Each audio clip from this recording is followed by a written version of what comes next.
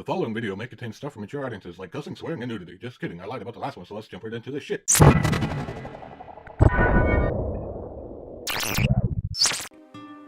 Hello guys, it's Hotkey25 here from Dimensional Jumpers, and we are going to be playing some Sakura Angels. I hope you all enjoyed that Steins Gate video I just uploaded today.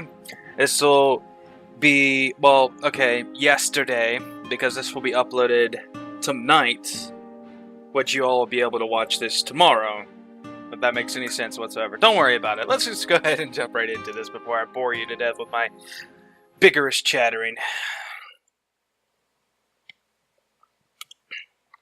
I learned something new about, before we get into this, I learned something new. My cursor was showing up a bit. Learned how to get rid of that, during cutscenes or anything. I don't think this thing has cutscenes, but Steins Gate did. So, every night, I have the same dream. Every night, I'm always brought back to this place without fail. And then every morning, I'll wake up with no memory of this place at all until the next time I fall asleep. Not a single night has went by without my consciousness being dragged into this abyss. This realm is devoid of light, so much so that I can't even see my hand in front of my face, no matter how desperately I wave it. The concept of sound is just as absent, my steps silent, and my distressed cries swallowed by the bordering darkness as quickly as they had left my mouth. I'm in a bleak, barren wasteland of nothingness. Spending any prolonged amount of time here begins to make me doubt even my own existence. Yet despite feeling suffocated by a striking absence of anything, I know I'm not alone. Something is watching me, stalking me from the shadows. I can't say for sure what it is, but every once in a while, I'll catch a sight of something from the corner of my view. A pair of burning, bright eyes fixated purely on me. They hate me, despise me. There's an overwhelming sense of animosity radiating from whoever they belong to. I know they want nothing more than to lash out and attack me, but something is holding them back. A force they truly despise. Invisible chains that bind and restrict them from the one thing that is on their mind. At first, when I began dreaming about this place, the eyes were distant, like glimmering stars. But with each passing night, the eyes seemed to inch ever closer and shine ever brighter. I think whatever force has been holding them from me is beginning to fade. What will happen when these eyes reach me? I shudder to think. I know it's just a dream, so I shouldn't be afraid. But everything I experience here is so vivid. None of the usual murky haze that shrouds such dreamlike environments seem to exist here at all.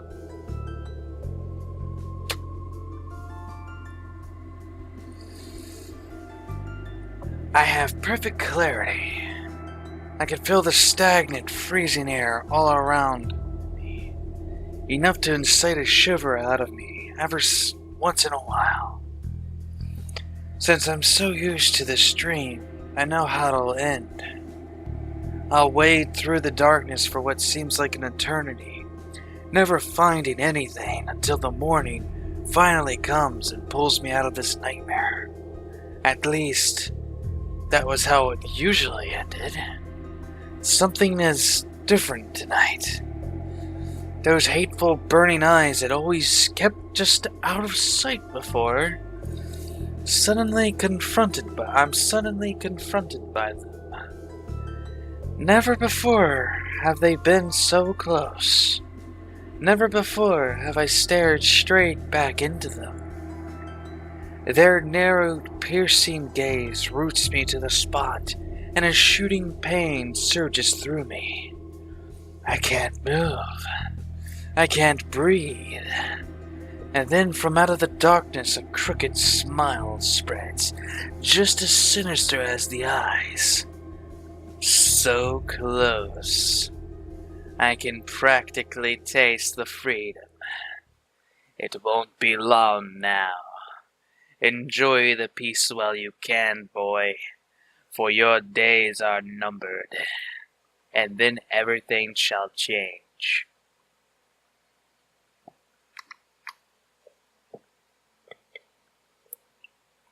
Getting a little bit good up in here. ... Ugh. My head is killing me. These morning migraines are the worst. Every morning without fail, I always wake up to a sensation not unlike my skull being pounded by a jackhammer.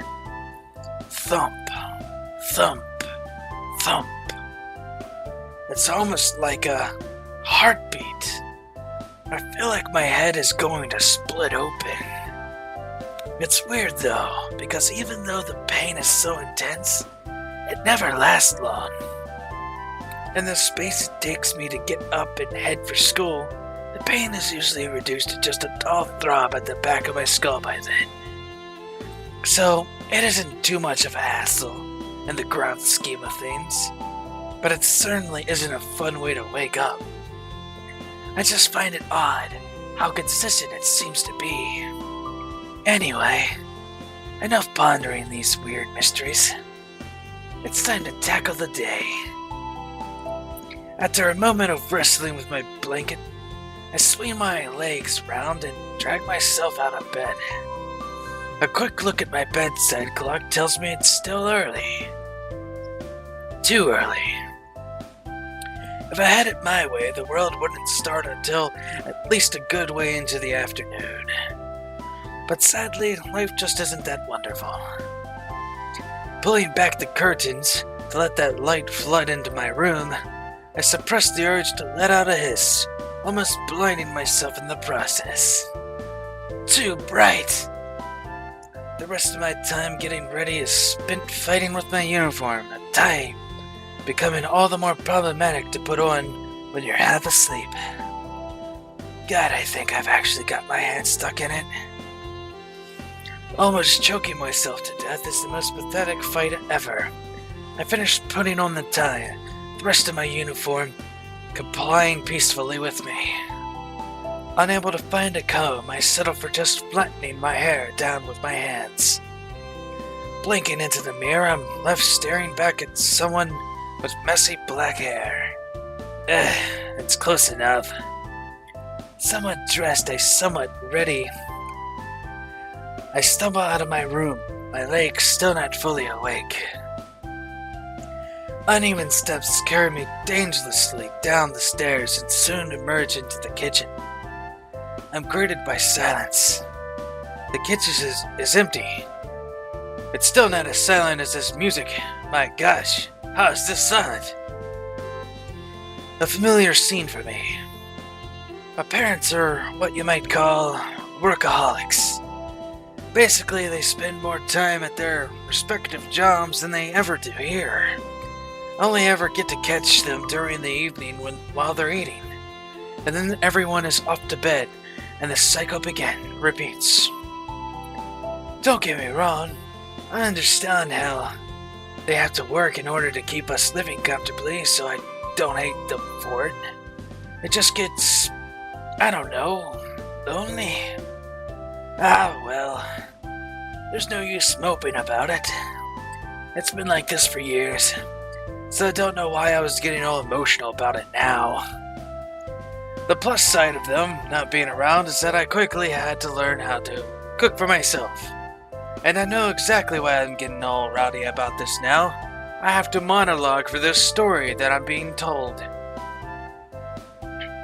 It's amazing how fast you can adapt to that sort of stuff when you're starving. I don't think I have enough time for anything fancy to eat for breakfast, so I'll just settle for toast. You can never go wrong with toast. Okay, you might be able to go wrong with toast. I have sudden traumatic flashbacks to when the toaster erupted into flames. Ah, what a day that was. But I've learned from my mistakes now. It won't happen a third time. Having devoured the only slightly charred toast, I leaned my bag over my shoulder before starting for the front door. I give the empty house one last look over before opening the front door. It's kind of depressing to have no one to say goodbye to.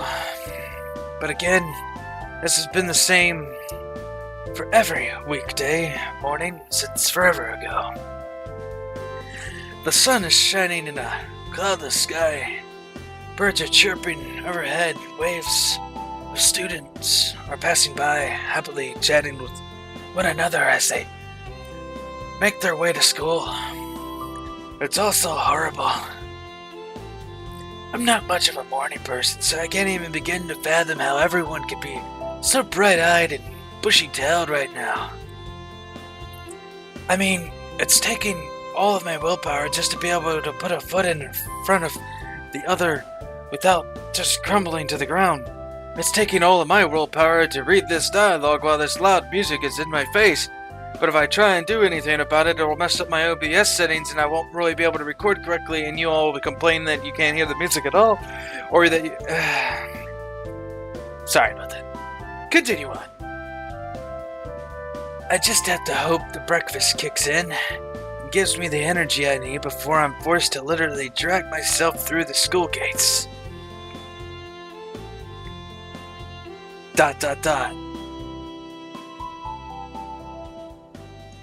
While keeping my head down and my eyes are glued to the ground as I solder on, I suddenly notice that the vibrant atmosphere from before is gone.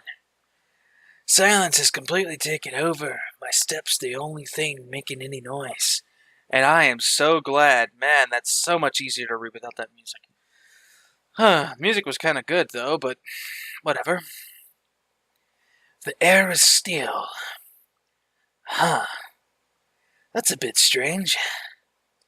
Bringing my head up, I met with an unsettling sight. I don't know why that word was so hard to pronounce. The street is deserted. No students. No cars. And even the cheerful chirping of the birds is gone. What? I hurry on forward, hoping to at least run into somebody. Anyone. Even the sun's once golden rays seem muted. The world tinged in dreary tones. But there still isn't a cloud. Okay, this is definitely starting to freak me out. I need to just... A splitting pain shoots through my head, stopping me in my tracks. Like a searing poker being thrust through my skull. And just like this pain is through my throat for this voice. Sorry about that. A headache? Now? Nothing is making any sense. Desperately trying to keep myself upright as I clutch a hand to my head, I staggered forwards. Unlike the headaches from before that gradually died down, this one only seems to be getting worse. Thump, thump, thump. It won't stop at all. I'm brought to my knees. I can hardly even think straight. My head threatening to explode at any moment, just like my vocal cords. And then, through gritted teeth and a pained expression, I see it. Something that shouldn't exist, yet clearly does, as confirmed by my own terrified eyes. A monster. That's the only word that can come to my scrambled mind. A hulking, grotesque mass of flesh, with gnawed fangs and red, slitted eyes seething with hate. The closest thing I can rate to it would be a dog, but no dog I know of is 3 times the size of me. Its form practically eclipsing the sun. It snorts with flared nostrils, something like steam being exhaled out. Given its tense stance and the fact it's blocking my way, I can only assume it's here for me. But why? What the hell is it? Where did it come from? Why does it want me? 1,000,001 questions race through my head, but I doubt I'm going to get any answers from this thing. There's only one thing I can do when presented with such odds, and that is to...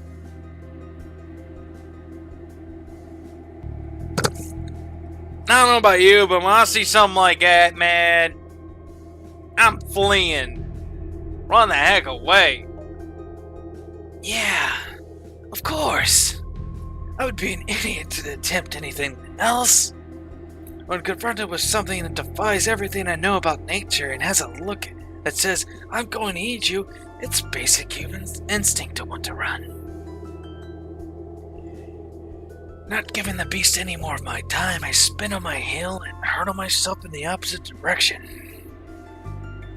Any fatigue I might have felt earlier is magically gone as I pump my legs frantically. It's amazing what fear can do to pep up your senses.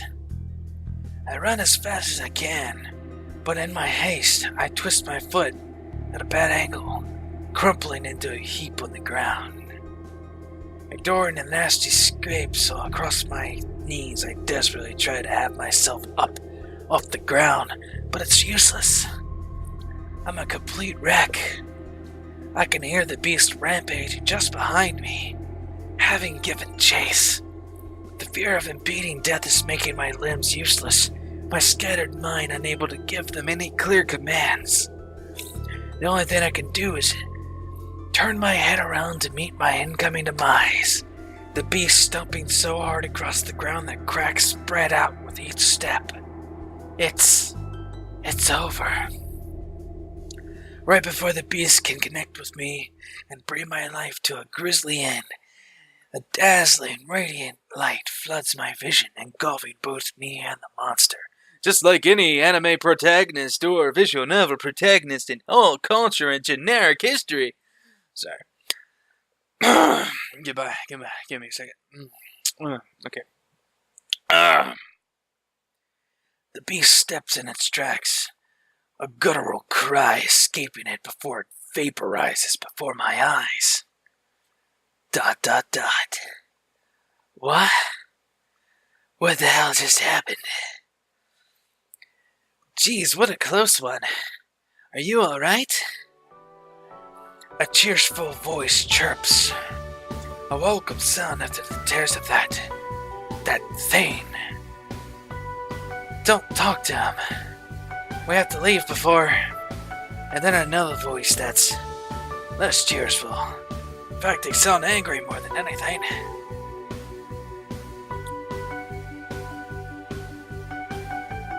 Oh, look at that.